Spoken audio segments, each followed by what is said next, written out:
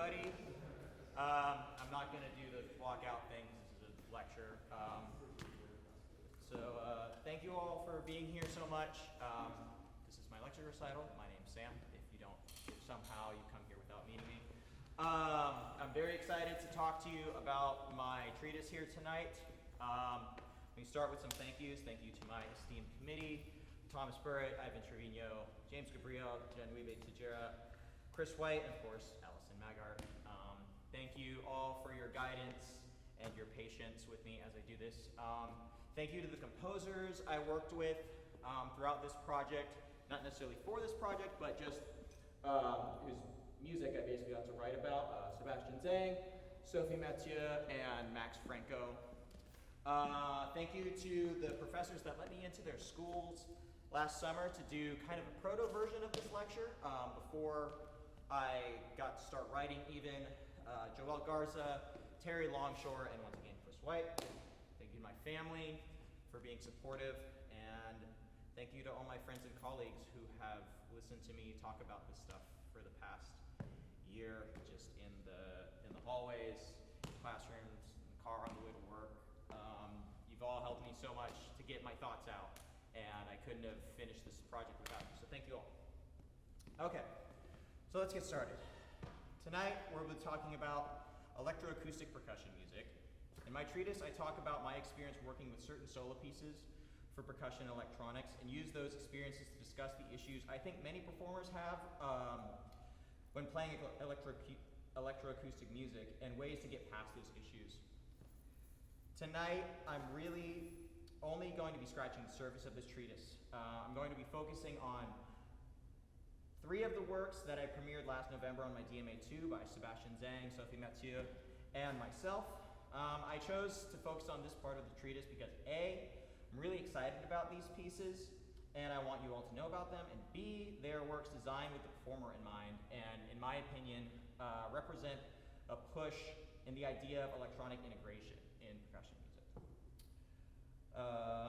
Now, unfortunately, since I'm focusing on these, which are kind of at the end of the treatise, I'm going to skim over a lot of the background information about why I think performers find electroacoustic music intimidating or confining.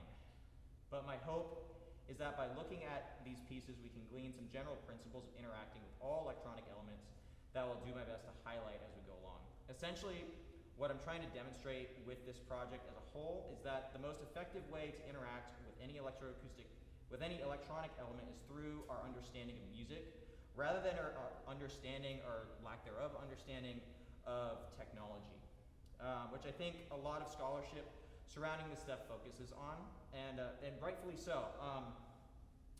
That's a significant factor surrounding this anxiety around technological integration in music. So I'm going to do my best to summarize that.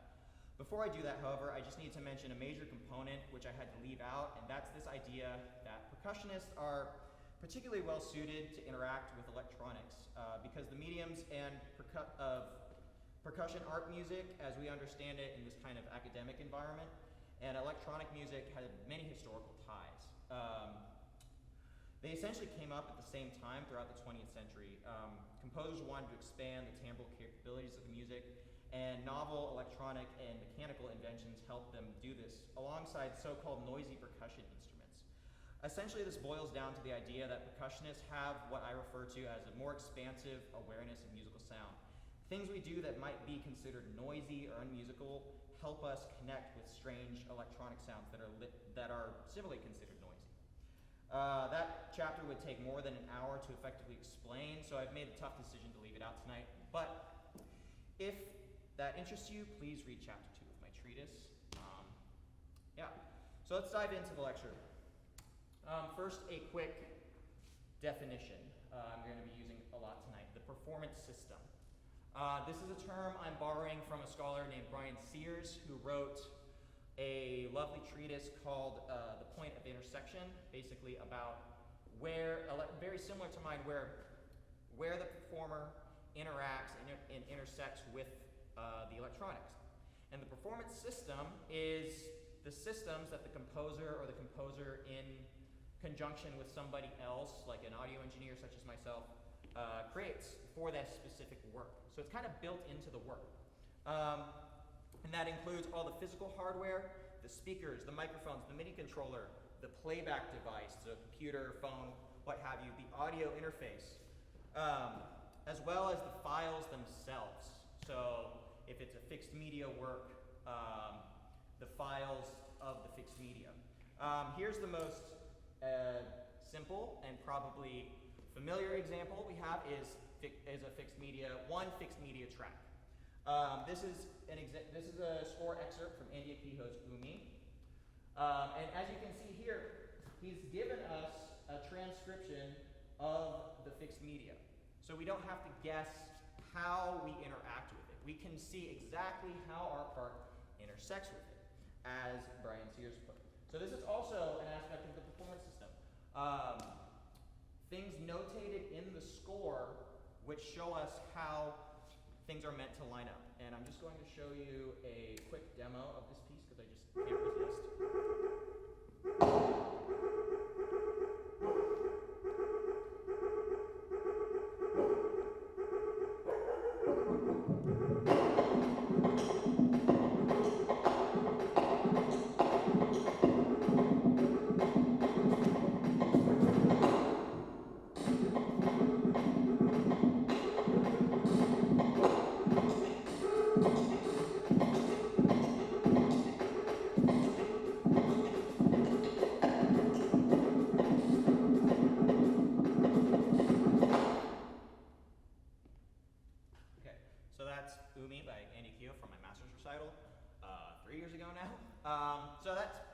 So in that case, the physical performance system would be the speakers and the playback device. That's it. And the speakers here, I'm going to keep referencing them because they're very important. The only way that we can realize electronic sounds in physical space, and they have to be placed in a certain way. So just keep that in mind as we go. Here's another example of a performance system that I, again, unfortunately won't have time to dive into. In Rhythmie by Octavie Rumbau.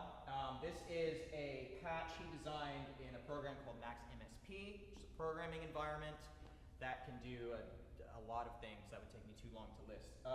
But essentially, this one file in Max MSP triggers live processing, such as delay, so echo has different speeds of delay, some pitch shifting, as well as fixed media segments. So this one thing does a lot of it carries a wide load, right? So this is also part of it. The files, the microphones, the MIDI controllers are all a part of it. And the way this works is there are 13 events which are notated in the score. Here's an example of that. So you see these boxed numbers in it. Here's event 8, here's event 9. And you essentially go along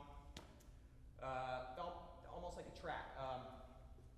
You go along and you fire these events off as you go along in the score.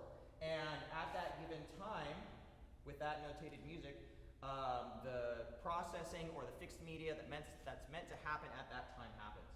So this is a much more complex version, right? A lot of different things are happening, but it's all created by the composer to realize the music. Here's an example of that. I put together a quick montage of this to hopefully give you an idea of the different types of processing. This is from my DMA 2.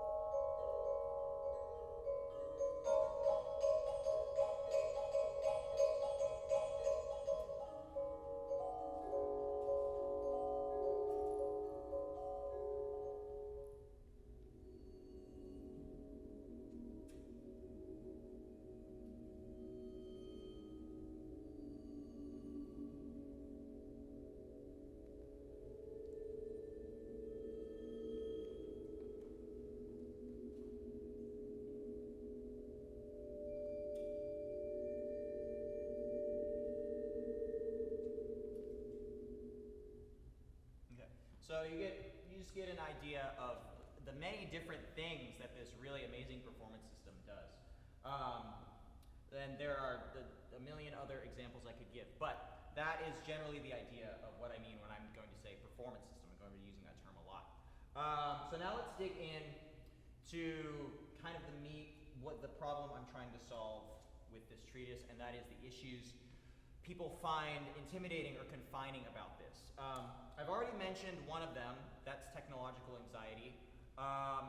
And that's not really something I talk about because there's just already been so much good scholarship on it. Jordan Walsh, Matt Jordan, Owen Weaver, they all talk about it so much. And also it's my belief that the best way to tackle that is just by playing this music. So I'm not going to be focusing on the tech setup that much. The first issue I have defined is what I call temporal autonomy. And that is probably the most familiar issue besides the tech one. And that is like, we saw with Umi that the synchronization between the fixed media and the player is very tight. And there's not a lot of room for error. And a lot of what musicians consider their musical identity has to do with how they push and pull tempi, where they take some time, where they might push ahead a little bit. And when we're playing so strictly with a track, we can't do that. I think that's something that's probably at least a little bit familiar to those that have maybe worked with these continuous fixed media works. So that's the general idea. But it can happen more subtly too. In the Rumbau example I gave, as I said, the events happen in a sequence. So to me, at times, if I were being nitpicky, it almost feels like the performance system is deciding what I sound like at any given point in time. Like there's this filter between me and the audience, and I can only execute this sound at this point in time because the score says I can. And not only through the notation, but through the way it's actively affecting my sound. So that's a more subtle idea. It's not as tightly controlled, but it's still there nonetheless. So that's probably the most familiar issue we come up against, that these performance systems I'm going to be talking about tonight kind of hope to solve in a way. The other more subtle issue is this idea of decentralization. And that really comes down to, again, what we consider our musical identity. And composer Yolandi Harris, I'll put her quote up on the board, has this wonderful article called Inside Out Instrument, where she talks about a specific performance system, well, a number of specific performance systems. And essentially, what she says, I'll read this quote here in a second, is that we as Western art musicians, academic musicians, what have you, are very connected with our bodies and our body's relationship to the instrument. And we want that to be the locus of the sound. But when these speakers come into play, remember I said the speakers are going to be important, that decentralizes the sound. And even when we have a microphone here, our own sound is decentralized from us. We become kind of omnipresent. Now, my bar musician friends out there are looking like, what's the issue? We get mic'd all the time. But remember, we're talking about people that have been playing Western art music that pride themselves on this really intimate connection they have with their instrument. They have these things about it that only they can hear. And all of a sudden, when the mic comes into play, those little things are put out into space. And they're no longer our own sound. It's decentralized from us. Here's how she puts it. The body inhabits and navigates through this instrument instead of holding it. The sound and tangibility of the sound comes from outside rather than generated from inside the body. And the audience spectator no longer has the focal point of body instrument sound, but explores as one of the players. It is like a turning inside out of the intimacy of the musician instrument into a space inhabited by multiple performers and instruments. Another way I've interpreted this is that we all hear the same sound when it's displaced from our body. So a really reductive way of looking at this, at looking at especially fixed media works, is that we're all listening to the same thing, but you're all just watching me react to it, and that's the performance. And like I said, it's very subtle, but I think it's there. And so my solution to this is that, and kind of what she's getting at in this quote, is that we have to learn to navigate this instrument. We have to learn to expand our concept of our instrument into the electronics, into the mics, through the computer, through the audio interface, into the speakers. And to do that, we have to back up a little bit. We have to back up to our relationship with our own instrument, with the acoustic instrument. And to do that, excuse me, I draw a lot on Samuel Wilson's work, in his book, New Music and the Crisis of Materiality. This quote, I'll just read this for you really quick, and then we will talk about it. Music and musical practices both extend bodies and permeate them. The instrumentalist's gestures become, through the instrument, expressive output. In a feedback relation, the instrumentalist also responds to the sound produced, and to the sum sonic total fashioned by all the instrumentalists in their ensemble, such as to modify their bodily gestures and hence sonic outcome once again. The role of sound production here points to a second bodily extension. So what he's saying here, in my interpretation, is that we hear a sound and we react to it through modifying our motions. I play a sound on the marimba. I think it's too soft. So I modify the way I hit it. I come from it from I hit it a little higher. Maybe I add a little bit of weight to my stroke. And I listen for that sound and I get the sound I like. And then eventually the motion and the sound are one and the same in my mind. I think a lot of instrumentalists have experienced that, no? So in my eyes, the solution to extending through the performance systems, extending through the speakers, is to create that same kind of relationship with the performance systems. Be that fixed media, be that live processing, or any other type of performance system we can think of. And these performance systems I'm going to be talking about tonight tackle that in a really comprehensive way by attaching our musical gestures to the effects very directly. So now I'm going to start talking about the system itself. First, I'm going to bring some water. So this is the method that I have been experimenting with since about 2021. I have termed it accent-triggered effects. And it's a really fairly simple system, I think. Essentially, it relies on this unit called a noise gate. And a noise gate is a utility effect. It has many uses in both live audio and recorded audio. Probably the simplest to wrap your head around is you would have a vocal mic, and you only want it to be picking up sound when the vocalist is singing. So you put a noise gate on it with a certain threshold that only opens when the vocalist is singing. And so when they step back to dance during the bass solo or something, it's not picking up background noise. So it does exactly what it says. It's a gate that only opens once a certain volume is reached. And here I have the graphic for the Ableton plugin, which I think demonstrates it really nicely. This blue line here is the threshold, and then these are the transients coming through. This is the level of sound, and so the higher it is, the louder it is. And so you can see here, hopefully, that the white lines are the sounds that the gate is allowing through. Those are the sounds that have come up over that threshold, which is set at negative 17.1 decibels. The threshold that the mics have picked up, and so that is the sound that's being allowed through.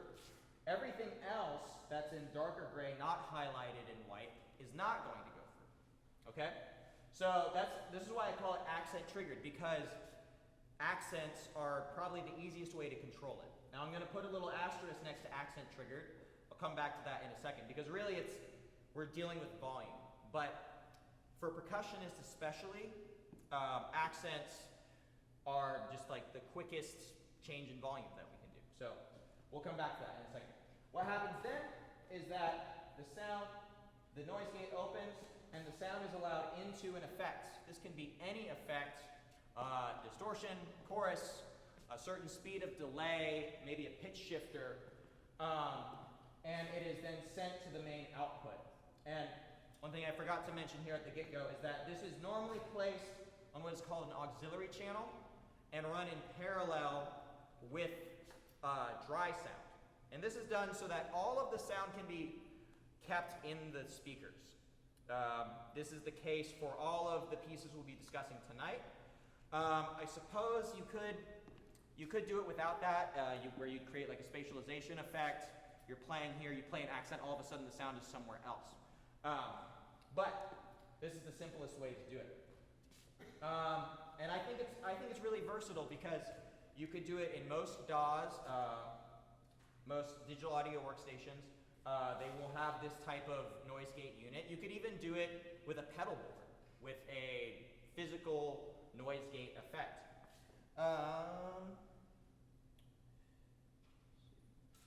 Yeah. So let me demonstrate one of these performance systems. Sebastian Zhang's Goodnight Turtle Balloon. It's right there. Hey, Sebastian. I'm just going to do a brief demonstration of this and then kind of get into what is happening in the performance system. But I'm going to pull up Ableton on the computer so that you can kind of see what's going on here. So here's the noise gate effect down here. And what's going to happen is I'm going to play accents and a distortion effect will turn on. This piece also uses loops. I'm not going to get into that as much tonight. All I'll say about them is that I have pre-recorded them because I'm afraid of missing notes, and for the most part. And it's just, it's very simple. So I'm going to start right in a spot where it's like I've already recorded the loop and I'm starting to play with it. Okay.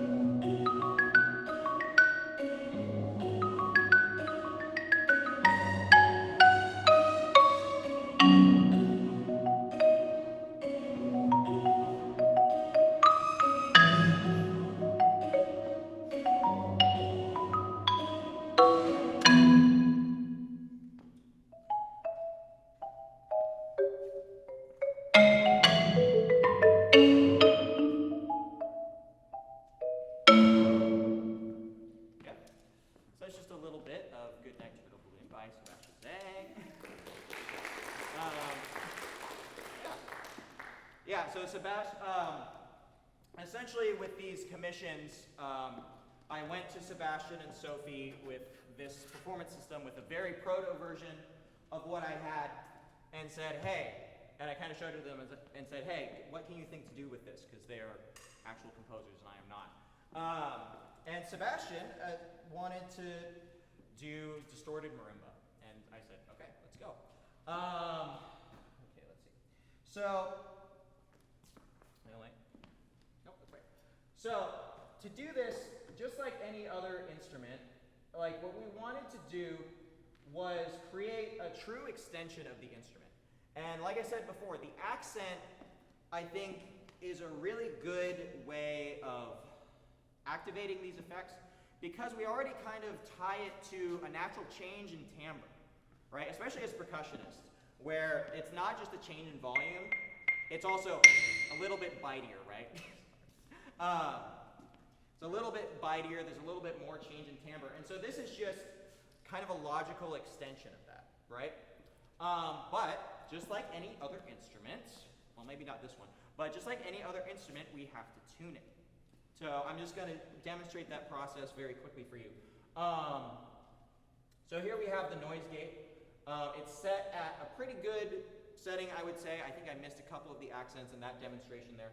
But if we have it set too loud, I won't be able to set the accents, right? So I'm playing them pretty loud. And you can see there, hopefully, that it's not quite going over the line. With the inverse, right, it's going under, those aren't accents in my mind, right? So we are, let me turn that down for y'all. So we need to find that balance, right? We need to tune the instrument, so to speak. So let me just go through and kind of find that sweet spot. Okay, that's pretty good. I'm going to push it up just a little bit because I'm afraid of accidentally activating it. Okay, so that's pretty good. So that's like a quick and dirty version of how I would go about tuning this performance system.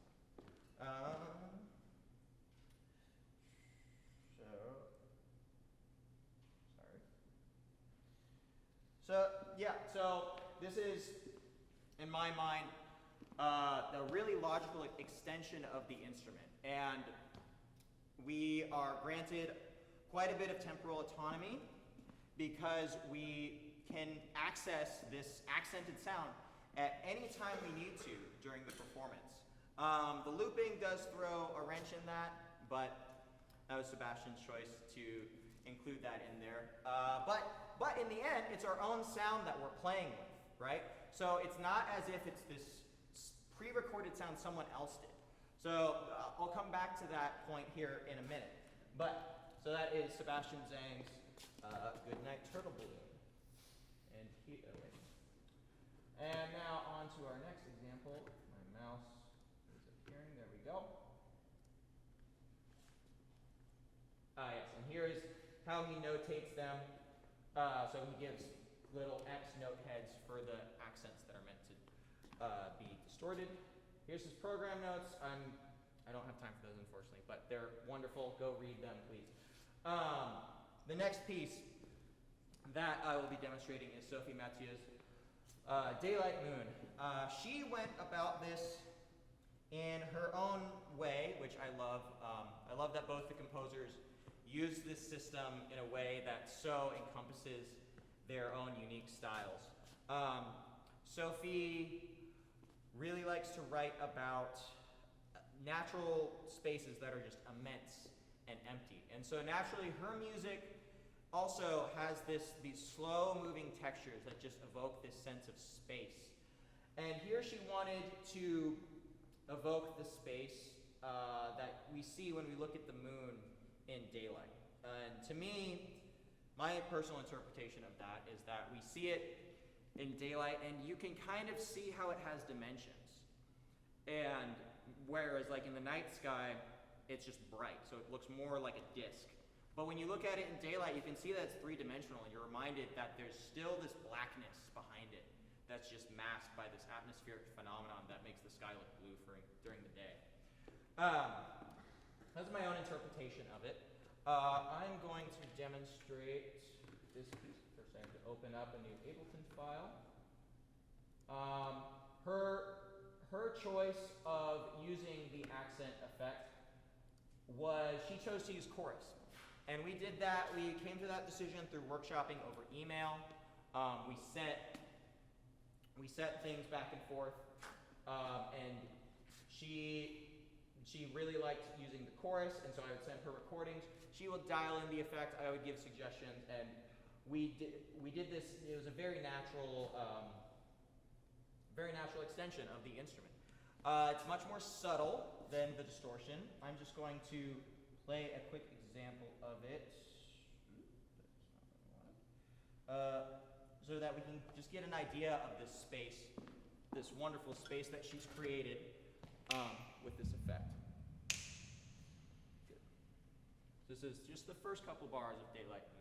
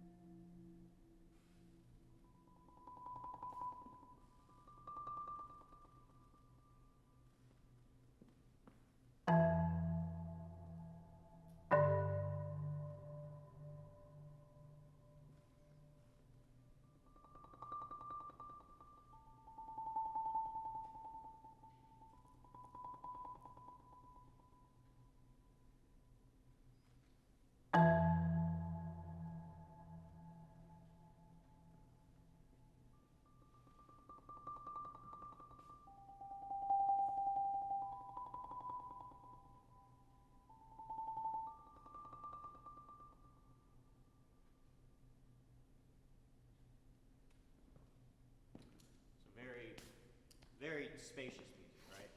Unfortunately, Sophie couldn't be here tonight. And as you can see, these Ableton patches, the Ableton patch is also much more spacious. I should mention that these are very much prototype versions of these patches, especially in the case of Sebastian's.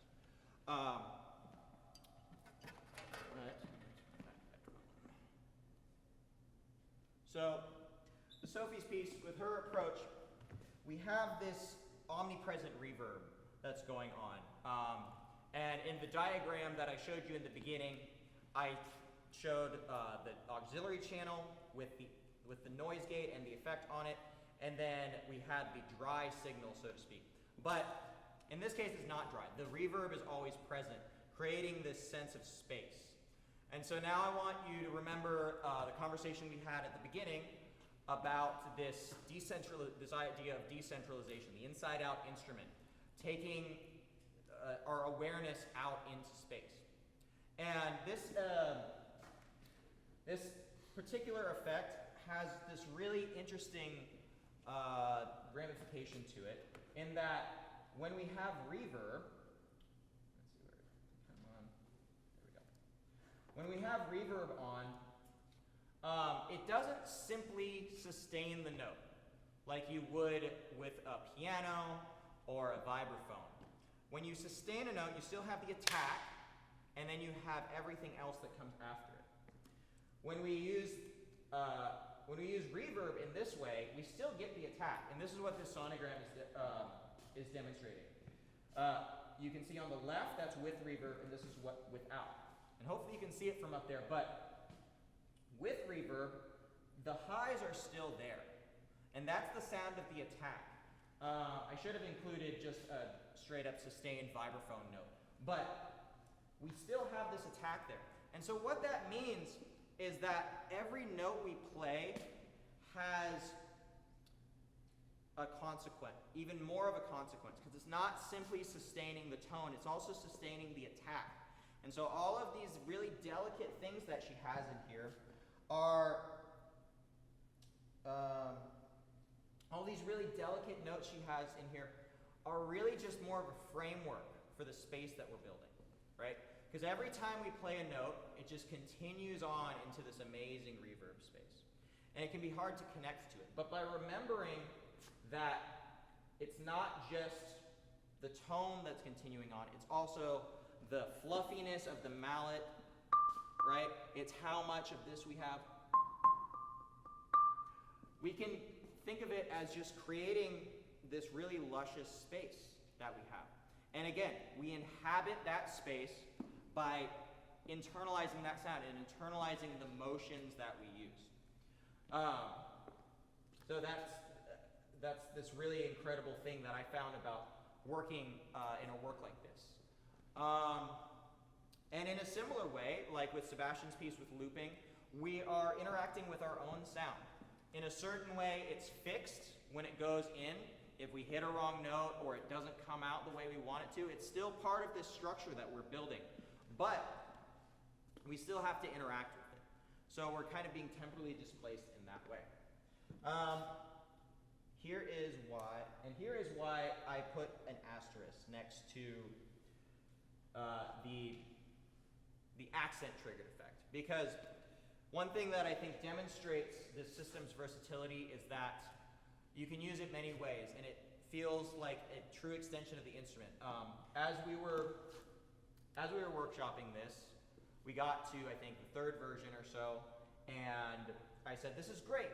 I'd love to see more of the effects, though. Only some of the notes were there, and it's very subtle chorus effect. It was on during that one, but sometimes with the reverb, it doesn't come across. So she said, okay, let's just make the peak of some of these rolls activate the effect as well. Just like really simple back and forth. That's what I love about working with composers, that you can just change things, and hopefully by talking to them. Sorry, Sebastian. And this created this kind of this unexpected effect of having this kind of rumble here.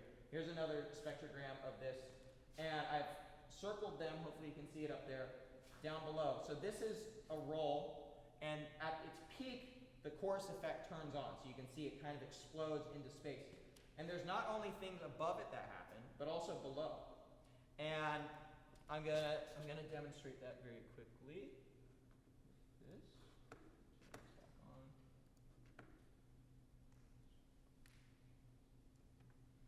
This was just our kind of our happy accident.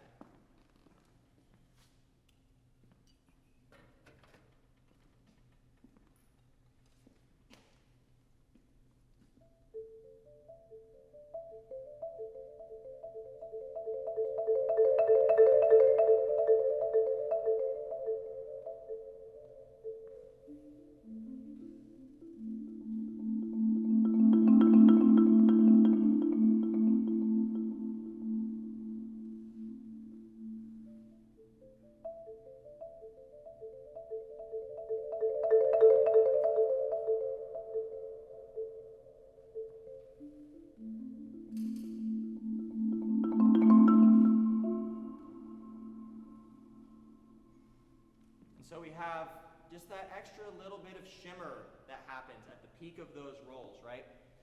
And that's not something, I guess this is where it kind of goes beyond a normal instrumentalist-instrument relationship. That is what we might call an artifact in the sound. But nevertheless, like I said, it was a very happy accident that we came across this. I think that low hum really sets this space of this like mysterious depth to it. Like, where is that coming from? He didn't hit those notes. There's no sample happening. But that is, to me, that is just proving this point of treating these systems as instruments, just like we would our own instruments. We experiment with them. We figure out cool sounds that happen when we hit them a certain way. And most of the sounds we discover are accidents, right? And so this is just me trying to drive this point home that rather than seeing this as a collection of microphones and computers and confusing software, we need to have this element of curiosity about it, of extension through it. So I have one more musical example, and it is my own. And it's going to take just a second for me to open it up. Make sure everything's working. Let me show you.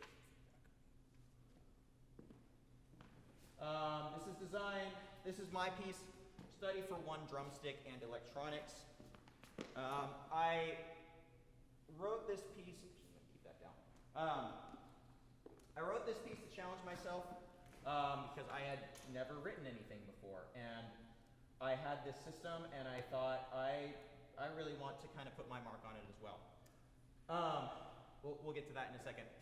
But basically I was inspired by a number of things, by a lot of hip hop music, the drum machines in it. I wanted to emulate that using electronic processing and just an acoustic instrument. Also the music of Andy Akiho, who, with his use of what is referred to as rhythmic canons, and that's the first thing I'll demonstrate here. Actually, no. Before I do that, let me just talk about the performance system a little bit more. So this is another DAW called Mainstage. It is built specifically for performance.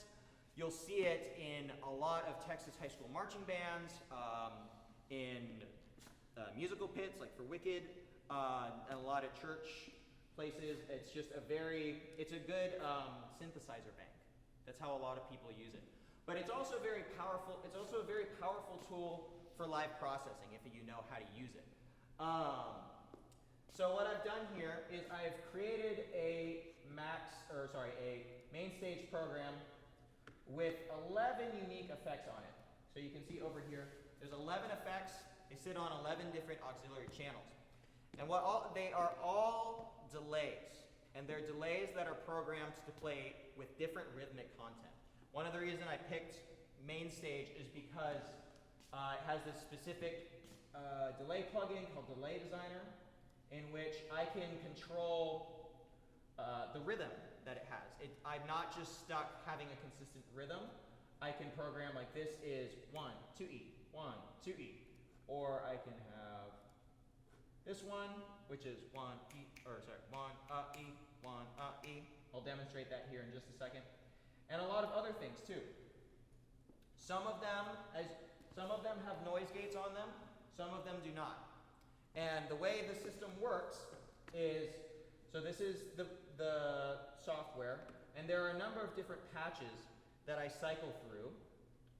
In a very similar way that I showed you with the Roombau example, there are, I don't think I put an example of this in the slideshow, but there are numbers showing where exactly the performer should shift to these patches. And as you can see here, as I cycle through them, the number of channels is changing, so that it's changing which effects are active at a certain time.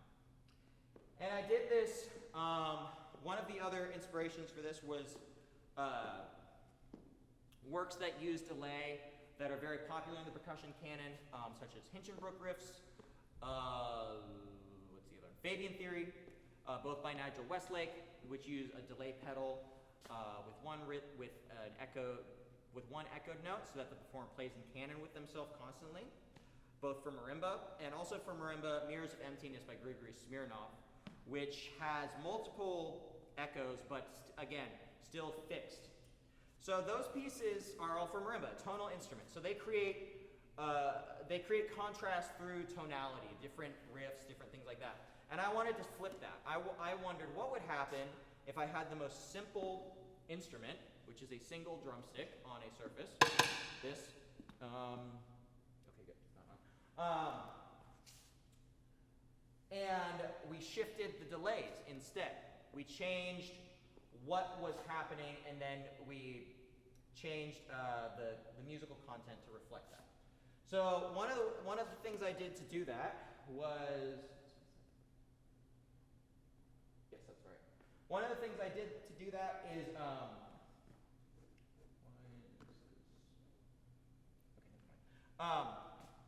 I created this very simple, not simple, I created this rhythmic canon in kind of a more traditional way. This is similar to what you would see in Hinchinbrook riffs or Andy Kehoe's music, except with Andy, he's doing it with two physical players playing eighth note subdivided from each other. So in this case, I'm doing the same thing that Andy's doing, but I am doing it with myself in a digitally created environment through the effects. So what's happening here? Oh, come on. Let's see.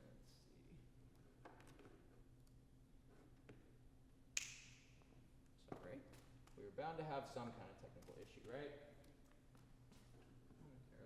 So what's happening here as I set this up is we have I'm playing an increasingly complicated rhythm against a dotted quarter note delay. So it's echoing back 3/8 notes after what I play. Okay, that's all correct. Make sure all that's there.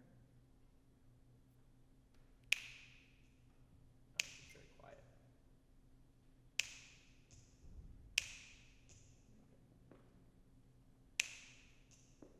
Okay. So I'm just going to demonstrate some of that. Is that too loud? You hear it okay? Okay. So I'm just going to demonstrate this really quick. And like I said, just like with Sebastian's loops, just like with, so in a certain way, Sophie's reverb, I'm playing with my own sound. But then there's also this element of the system itself dictating the rhythm for me, right? Because this is always going to come back at the same time. But if I shift, it also shifts. So it creates this very interesting dynamic. So I'm going to do my best to demonstrate this little quick section for you.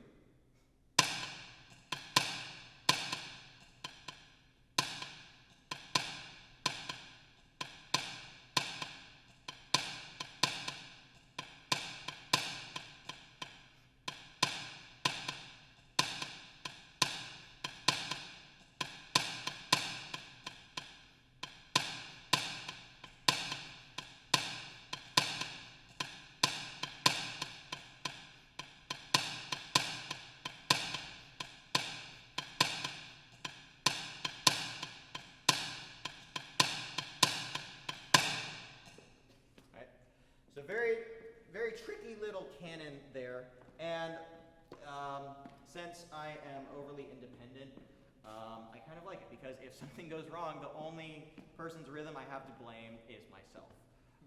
But what helps with this, I find, is what I've been talking about all night, this expansive awareness of understanding that your sound is going elsewhere. It's going out into space. It's not simply me banging on the board or the floor in the case of my recital.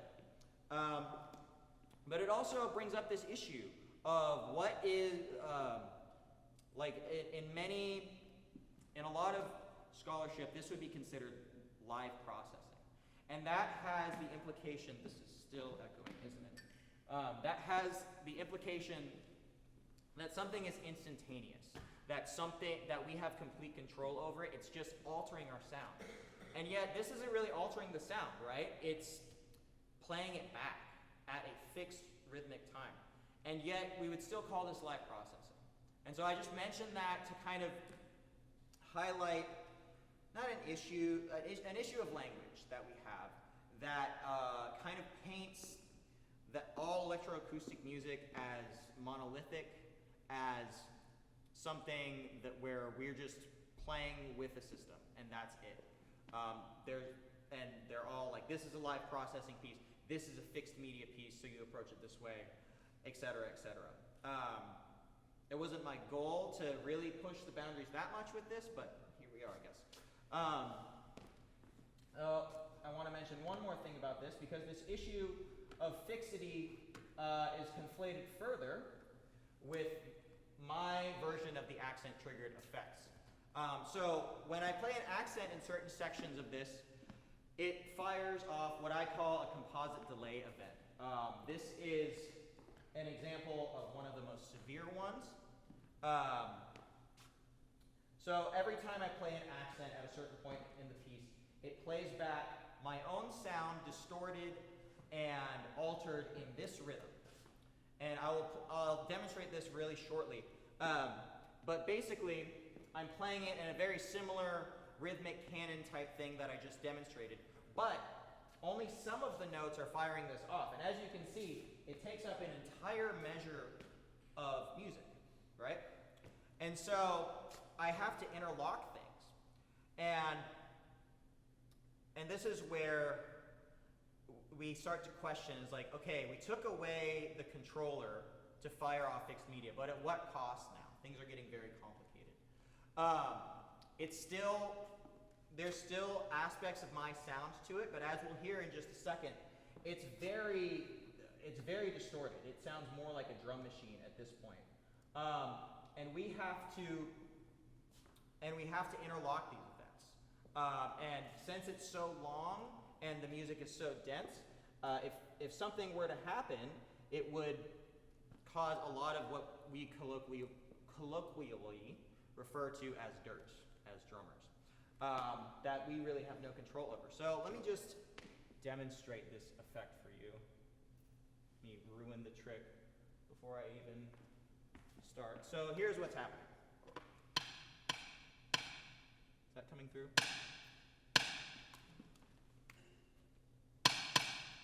There we go. Okay. So here's the unaccented effect. But every time I play an accent, right? So, but what you'll see happen is at times I'll be doing something like this. Like that time, it wasn't quite in the tempo the program is setting, so you could hear the dirt. Let's see if I can do it a little better.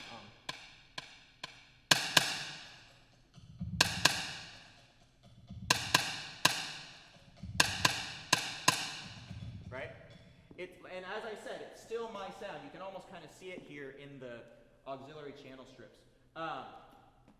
But it's distorted, it's filtered to the point where it sounds more like something you would find in a drum machine, which that was another primary, as I said, that was another primary inspiration for this piece. So that composite delay event that I just demonstrated and that I had notated up on the last slide, it builds up into that. And so just to close here, I'm going to play through the final section of Study for One Drumstick and Electronics. There we go. Okay.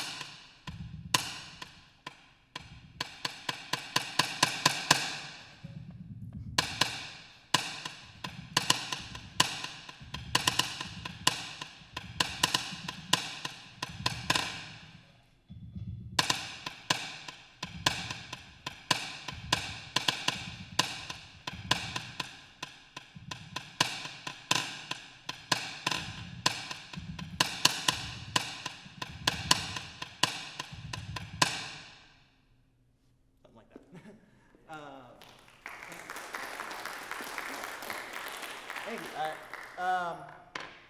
So as I said, we developed these systems to help us with this idea of temporal autonomy, which I kind of defined at the beginning. And yet here we have a system where we still have it. We're still in control of all the sounds, but the system is still creating tempo for us. And so we have this really interesting dynamic happening of like, what actually is the instrument here? Is it this? Is it this? Is it this? Is it that? And I think this might seem like a cop-out, but I think it's really up to the performer to decide that and how they interact with it. But I think that the overall thing that's happening here is that we have to understand that we are existing in the system, right? So I just have a few closing remarks.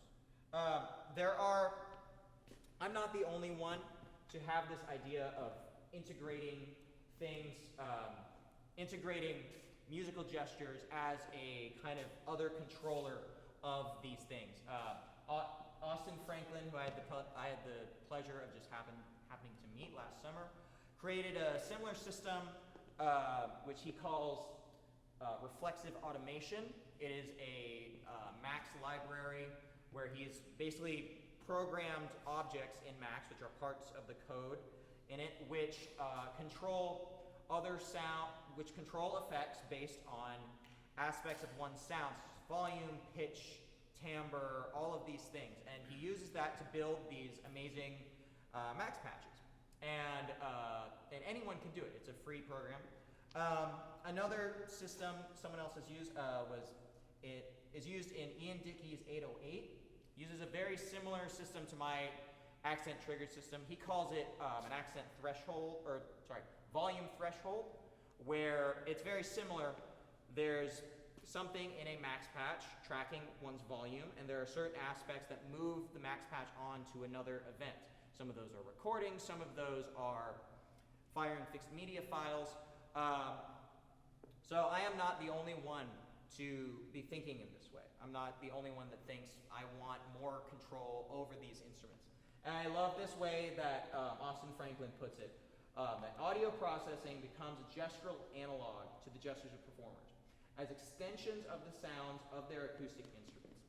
And that's what we're working towards with these performance systems, is a comprehensive system where when the performer sets it up, yes, it takes some tuning, but it still feels immediately like an extension of the instrument. And I think that these systems are looking forward, but our interactions with them, through our interactions with them, we can also go back to older systems, just fixed media, simpler forms of live processing, and ask the questions of like, how am I interacting with this?